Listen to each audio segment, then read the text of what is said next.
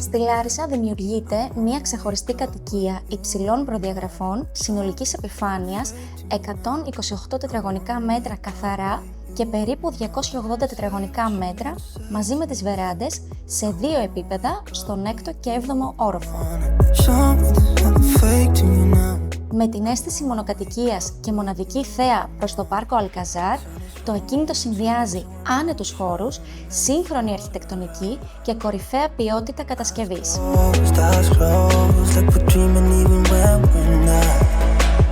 Διαθέτει μεγάλο σαλόνι, σύγχρονη κουζίνα, υπνοδωμάτια με μπάνια, χώρο μπάρμπεκιου και έναν εντυπωσιακό χώρο οροφής με θερμαινόμενη μικρή πισίνα. Πρόκειται για ένα ενεργειακό και βιοκλιματικό κτίριο κατηγορίας Α+, με υψηλή θερμομόνωση, αντλία θερμότητας, ενδοδαπέδια θέρμανση και ψήξη, προσφέροντας άνεση, οικονομία και αυτονομία. Μία μοναδική πρόταση κατοικίας για τα δεδομένα της Λάρισας.